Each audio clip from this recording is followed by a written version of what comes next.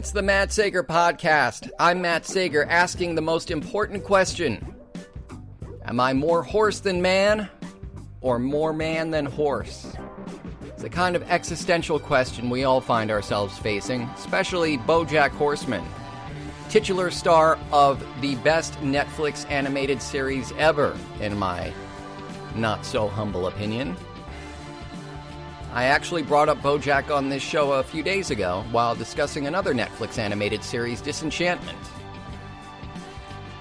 Discussing Netflix animated shows and the topic of world building and how it affects different people in different ways, and how Bojack in particular immediately spoke to me in a way that it didn't necessarily speak to everyone. The AV Club, for instance, when season 1 of Bojack premiered, they watched episodes 1 through 5 of the first season, gave it something like a D- and a hateful review.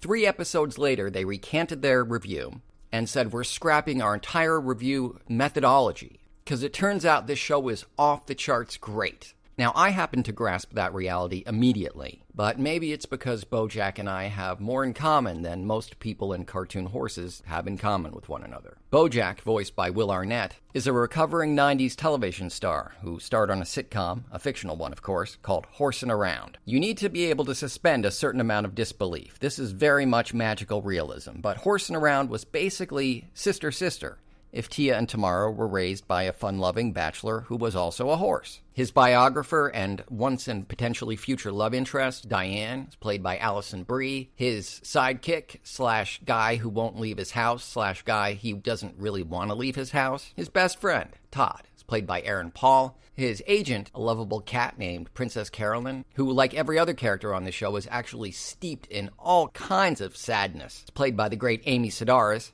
And Diane's married to a dog innocently named Mr. Peanut Butter, who's played by the amazing, hilarious Paul F. Tompkins. That's just the first few stars, the headliners of this all-star show. Other voice actors include, Patton Oswalt plays a publisher, Pinky Penguin. Say that 3 times fast, I dare ya. And of course, there's more. A very cool, very well-written, very deeply fleshed-out character, a movie producer named Kelsey Jennings, with whom Bojack has a very complicated relationship. It's played by comic actress Maria Bamford. At one point, he was dating a woman, Wanda, who was played by Lisa Kudrow. So there's people and animals, but they're all played and voiced by wonderful human voice actors. And the show is amazing. Now, again, it leaped out at me immediately because Bojack's deal is he came from a very broken home. He was a damaged guy whose first real break in life came in the form of show business. He starred in a sitcom in the 90s and became addicted to the fame. The hollowness of it was sort of attractive to him because coming from this damaged background, he doesn't really know what love is. I mean, classic example. A couple hours ago, I was having dinner with my mom. This is a true story. I was telling her about the podcast. Her one remark, I wouldn't listen to that. Yet, no kidding. This is only episode 25. I've been checking my metrics, and no one with the last name Sager has listened to this podcast, and that's totally fine. During the 3 years I was on K-Rock, the 2 years I was on Q104, the multiple years I was on MTV, to the best of my knowledge, not even my episodes of Celebrity Deathmatch have been watched by anyone in my family. I get Bojack on a cellular level. I relate to him much more than I would like. I would much rather be a Mr. Peanut Butter who stumbles through life and just literally falls into success, happiness, love. Eventually it does get a little bit tricky for him, but it seems the more simple he gets, the better things go for him. It's only when he really tries that things become an issue. It's those of us who can't help but get wrapped up in our own anxiety, that become our own worst enemies, that attract other enemies.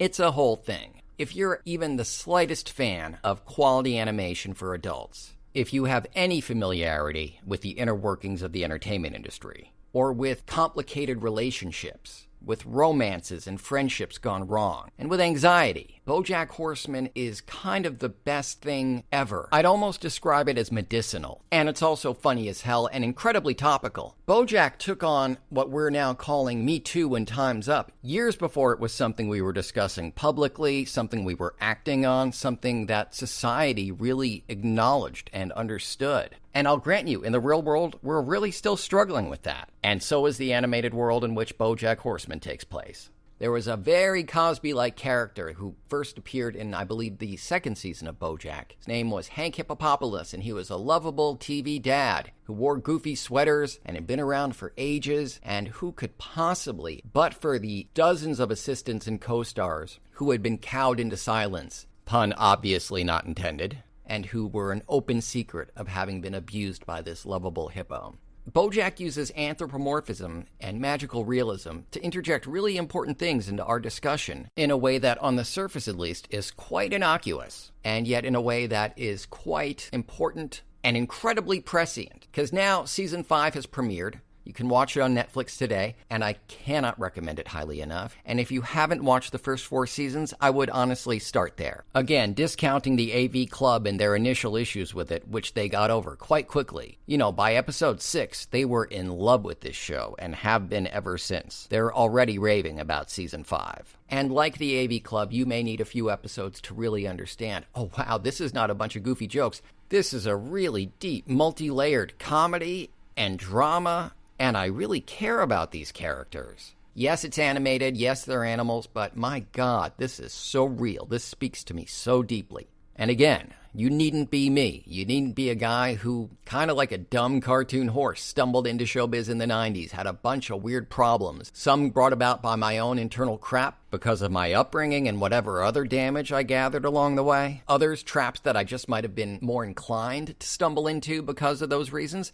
and other stuff that I just did because I have no excuse because I'm an idiot and I was young and stupid, and I had to deal with it, had to deal with the repercussions, rebuild where I could, and start again, and repeat this process again and again and again until we're basically old and gray and eventually dead. Call it a new season of the Matt Sager Show, if you will. Just because I got over the stuff that happened to me in one radio station doesn't mean I didn't cause a problem entirely of my own making in the next television project I involved myself in. Bojack and I, we are spirit animals. Again, pun not intended. I can't recommend this show highly enough. I'm a huge Bojack fan. Always have been. And it's just the best. The weekend's coming up. I really, really hope that you're all safe. I think there are 4 concurrent hurricanes going on right now. If you're not caught up in that or any other dangerous or time-consuming situation, take a few hours and binge on some Bojack. That's right. I'm openly advocating that you spend the weekend immersing yourself in the world of horse. Bojack is one of those series that's so good, so new, so fresh, so original, it just kind of changes the game. It really is something special and unique.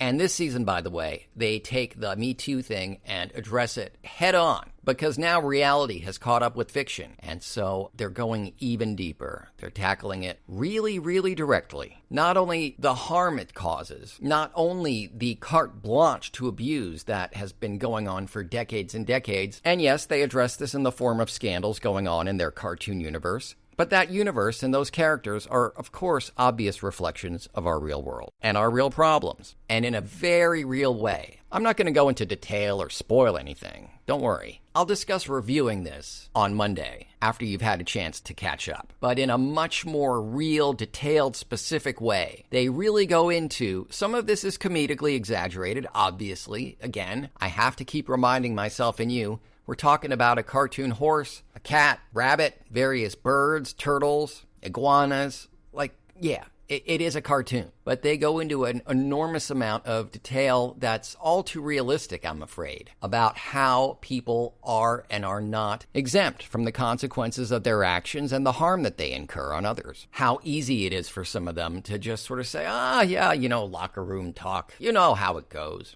Or how could you even consider it? Look at this adorable sweater I'm wearing in this sitcom from the 80s. Who could possibly imagine I'm doing something suspicious with my espresso maker? You see what I'm saying? You just have to watch Bojack. You gotta meet the characters. You've got to immerse yourself in Hollywood. There's a whole reason why the D has been removed from the Hollywood sign. And again, it's why you need to watch season 1. There are running gags that are hysterical. Not dumb, goofy, Bazinga type gags, but real deep recurring jokes that speak to and expound upon and deepen the characters and the world. It's now a fully realized cartoon animal universe. But it all starts a little bit, again, not so much for me, I loved it right away, but for some, a couple of initial episodes that sort of ease you into it. Take you from going, what is this, to, oh my God, where has this been all my life? You get through that, you watch the D disappear from the Hollywood sign, get to really understand what's going on with Bojack. And much like me in Disenchantment, when I first reviewed that, I was halfway through a 10-episode run. And at the time, I was not immediately convinced. However,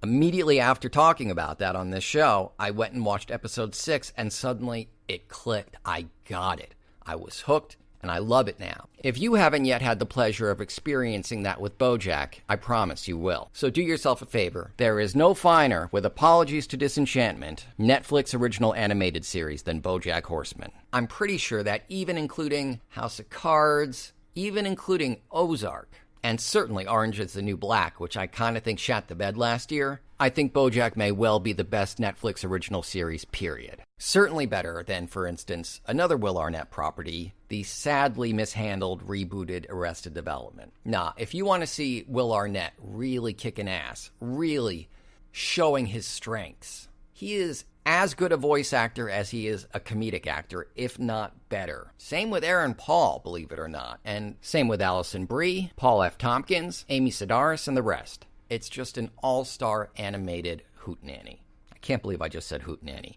Watch Bojack Horseman already. That's my point. Have a great weekend, and please stay safe. Also, I'd really love it if you left me reviews and subscribe to this podcast. It's available, as far as I know, on Spreaker, Stitcher, Apple Podcasts, YouTube, my website, mattsagervoiceover.com, I think Pocket Casts, pretty much anywhere you can get podcasts. But if you can't find the Matt Sager podcast on your podcast provider, please ask them to carry it. And in the meantime, please subscribe on your provider of choice. Leave me reviews, preferably 5 stars. But hey, look, I could take it from my mom. I can certainly take it from you. If you've got something negative to say, I'll suck it up, take it, and probably swallow a dozen Klonopin and cry myself to sleep. No, I'll be fine. Tell me what you think. I really want to know. And get in touch with me for that matter. Email matt@mattsager.com. Call 646-535-4788 and you can leave me a voicemail. I'll happily call you back. Put you on the show if you like, if you're not expounding hate or something like that. Oh, and here's a thing. Let's play a trivia game. Let's see. What's a good prize I could give out? All right, if you win this trivia contest, it's Bojack trivia. It's a very, very hard question. So if you get this right, I'll have you on the show with me. Again, as long as you're not propagating any kind of hate or violence. If you've got something to promote, something to plug, I'll have you on and you can do whatever you like. Question is, Bojack Horseman Season 3. It revolves largely around an ill-fated show, not Bojack's show Horsing Around, but a show he did after that called The Bojack Horseman Show. It aired in 2007. It was a big, big failure. He thought it was going to reboot, reinvent his career. He was going to take all these crazy chances, and it was just every bad instinct. No one was there to say, whoa, don't do this. And even as the opening credits roll, he gasps and shudders and realizes that he's quite possibly destroyed his career for good. As we, of course, learn later on, he did get his second, third, fourth, etc. chance. But this did look like the end. And justifiably so. It was a train wreck. And it was based on a real-life show. Do you know what it was? This, too, features a very respected comedic actor who started off as a big television star, who is now enjoying both television and movie stardom, but who had a show on, okay, I'll give you a hint, on Fox in 2007 that premiered to great fanfare and anticipation, and the next morning was immediately on the brink of cancellation. It lasted, I think, maybe 6 weeks before everyone bailed completely, realizing, oh my God, what have we done? This was a terrible, terrible set of mistakes we've made. Tell me the name of that show, and you get the prize of carte blanche, promoting whatever you like, or talking about whatever you like, proposing to your girlfriend or boyfriend or what have you. You get free airtime on the Matt Sager podcast. Again, my contact info is matt@mattsager.com. Phone is 646-535-4788. And you can hit me up on social media, too. Twitter's @MattSager, Instagram's Real Matt Sager, Facebook is The Matt Sager, and my voiceover page is Matt Sager VO. This podcast page is Matt Sager Podcast. And for more social media links, articles, blog posts, my contact info, my voiceover reels, and a whole bunch more, check out mattsagervoiceover.com. See you Monday.